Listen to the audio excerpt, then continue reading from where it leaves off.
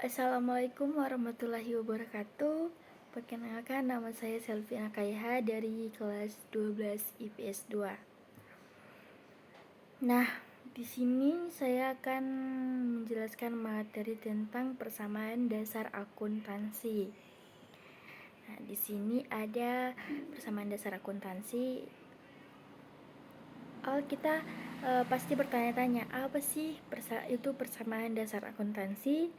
Jadi, persamaan akuntansi adalah suatu persamaan yang menggambarkan posisi aktiva, hutang, dan ekuitas yang diakibatkan adanya transaksi yang terjadi pada perusahaan. Nah, di sini ada rumus persamaan akuntansi. Jadi, persamaan akuntansi memiliki rumus yang berisi tentang aktiva sama dengan hutang tambah modal, atau aktiva kurang hutang sama dengan modal. Jadi sebelum menghitung contoh soal atau soal persamaan akuntansi, kita harus menghafal rumus dari persamaan akuntansi, yaitu aktiva sama dengan hutang tambah modal, atau aktiva kurang hutang sama dengan modal. Nah, next, aktiva sama dengan hutang tambah modal. Di sini ada dua kolom, debit dan kredit. Sebelum masuk pada analisa, saya akan menjelaskan bahwa debit selalu berada di sebelah kiri kolom, sedangkan kredit berada di kolom sebelah kanan. Nah, debit ini membahas atau berisi tentang kas, piutang, persediaan barang, perlengkapan, kendaraan, tanah, dan bangunan.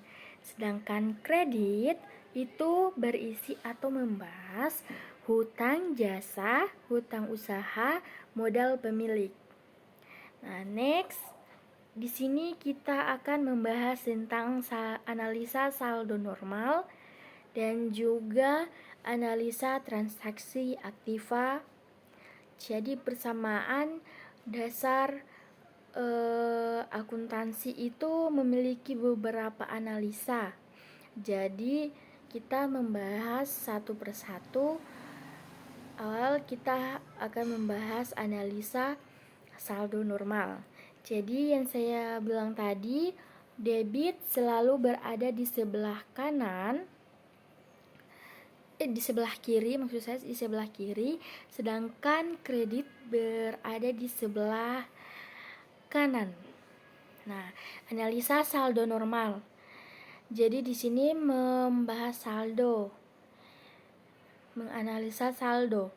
Jadi jika seluruh akun aktiva saldo normal selalu di sebelah debit, sedangkan seluruh akun modal saldo normal selalu di sebelah kredit. Jadi di analisa saldo normal ini seluruh akun aktiva itu berada di kolom debit, sedangkan seluruh akun modal saldo normal selalu di sebelah kredit. Nah, analisa yang kedua adalah analisa transaksi aktiva.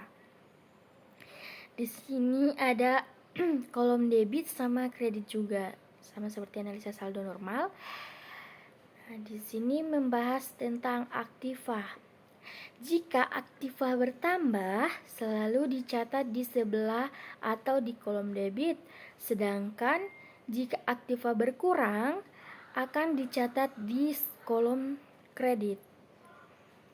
Nah, jadi jika mudah diingat, jika aktiva bertambah akan ditulis di kolom debit, sedangkan jika berkurang dia akan ditulis di kolom sebelah kredit. Nah, next, analisa yang ketiga adalah analisa transaksi hutang. Jadi di sini ada juga kolom debit sama kolom kredit. Debit di sebelah kiri, sedangkan kredit berada di sebelah kanan. Nah, di sini ada analisa transaksi hutang.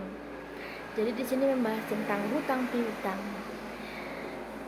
Jika hutang berkurang, selalu dicatat di sebelah debit. Nah, jadi jika jumlah atau hutang berkurang, selalu dicatat di sebelah debit, sedangkan jika hutang bertambah selalu dicatat di sebelah kredit. Nah, di kolom kredit. Oke, next. Sekarang analisa transaksi modal. Di sini ada kolom debit sama kredit juga. Jadi membahas tentang transaksi modal berarti kita membahas modal. Nah, di sini jika modal berkurang selalu dicatat di kolom debit. Sedangkan jika modal bertambah selalu dicatat di sebelah atau di kolom kredit. Jadi perlu diingat juga berarti jika modal bertambah kita akan mengisinya di kolom debit. Sedangkan kalau modalnya bertambah kita akan mencatatnya di kolom sebelah kredit. Jika berkurang di debit, jika bertambah di kredit. Oke, next. Sekarang kita masuk di contoh soal. Nah, contoh soalnya di sini ada Fiona. Fiona adalah seorang pemilik suatu toko baju. Pada tanggal 16 Januari 2021, ia menyetorkan uang sejumlah 100 juta rupiah sebagai modal awal. Jadi dia memiliki suatu toko, namun terus dia menyetorkan modal awal, modal untuk tokonya sejumlah 100 juta rupiah. Nah, pada tanggal 20 Januari 2021, ia membeli 80 manekin. Nah, di sini termasuk jadi untuk kelancaran usahanya dia membeli patung atau manekin dengan harga 40 juta rupiah. Dibayar tunai 20 juta rupiah. Namun dia hanya membayar 20 juta rupiah. Nah, kan harga manekinnya 40 juta rupiah. Terus dia hanya membayar tunai atau membayar cash hanya sebagian, hanya 20 juta rupiah ini. Nah, berarti sisanya masih 20 jutanya ini akan dicicil. Nah, oke, kita masuk di pembahasan atau rinciannya. Nah, di sini ada Ibu Fiona. Nah, ini Fiona ya. Oke. Di sini ada rincian dari perusahaan atau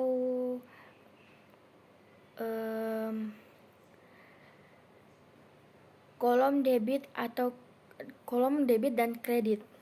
Nah, di sini ini dinamakan akuntansi. Jadi dia membahas data atau mengumpulkan data transaksi, mencatat atau meringkas atau mengklasifikasikan semua transaksi yang pernah ada di sebuah data. Nah, di sini ada kolom debit sama kredit. Debit di sebelah kiri sedangkan kredit di sebelah kanan. Nah, di sini ada cerita yang seperti tadi, tapi di sini ini hanya tanggalnya saja. Pada tanggal 16 Januari 2021, Fiona menyetorkan modal awal sejumlah 100 juta rupiah. Jadi 100 juta rupiah ini kita tambahkan di kolom debit. Nah, kita catat berarti aktiva atau modal awal bertambah 100 juta rupiah. Kita catat di kolom debit. Nah, di sini lalu pada tanggal 20 Januari 2021 ia membeli 80 manekin dengan harga 40 juta rupiah. Nah, di sini belum ditulis bahwa dia cuma hanya membayar cash 20 juta, tapi kita harus harga awalnya itu dia harus membayar 40 juta rupiah. Kita tulis di kolom, otomatis kita tulis di kolom debit karena aktifanya bertambah senilai 40 juta rupiah. Nah, lalu dia hanya membayar 20 juta rupiah. Kita tetap tulis di kolom debit. Aktiva berkurang berupa kas 20 juta rupiah. Nah, sisanya akan ditulis di kolom debit juga. Nah, nih bisa dilihat aktiva berkurang berupa kas. Jadi ini hutangnya kita tulis di kolom debit 20 juta rupiah. Nah, kita beralih di kolom kredit. Modal awal bertambah 100 juta rupiah. Jadi aktivanya atau modal awal kita tetap tulis di kolom kredit. Modal awal bertambah 100 juta rupiah, kita tulis di kolom kredit. Nah, yang kedua, hutang bertambah berupa hutang usaha. Jadi dia hutang tadi hutang manekin. Jadi dia membeli manekin 80 manekin seharga 40 juta, tapi dia sudah membayar 20 juta cash. Jadi sisanya 20 juta. Nah, di sini ditulis di kolom kredit. Dia memiliki hutang masih 20 juta rupiah. Oke, kita masuk ke transaksi atau langsung ke akuntansinya. Nah, di sini kita sudah disajikan data akuntansinya. Nah, di sini ada kolom debit dan kredit sama seperti tadi, tapi ini sebagai rinciannya.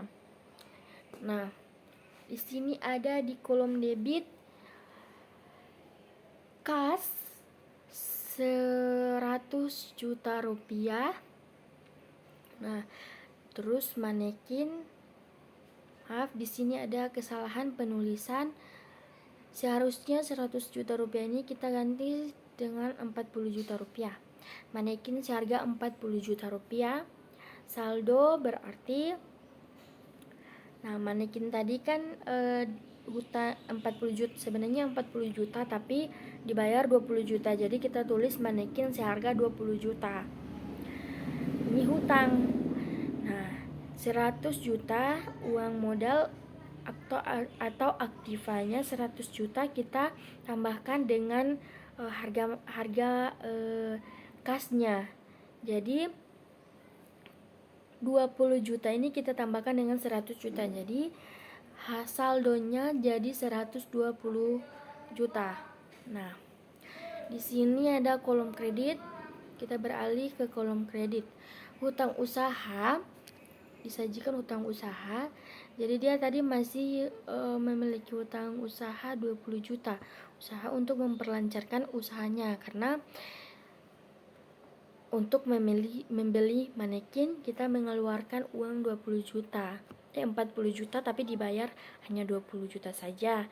Jadi hutangnya masih 20 juta. Nah, modal awal kita tulis di sini 100 juta rupiah. Jadi saldonya itu sebelum tanggal 20 Januari 2021 modal atau saldo yang ada masih 120 juta rupiah untuk saat ini, untuk tanggal 16 Januari. Nah, oke. Nah, tadi ada kesalahan penulisan, mohon maaf atas kesalahan yang berada pada kolom-kolom, yang mungkin kesalahan menulis jumlah uang atau juga kesalahan kata. Lebih dan kurangnya saya mohon maaf. Sekian, wassalamualaikum warahmatullahi wabarakatuh. Terima kasih.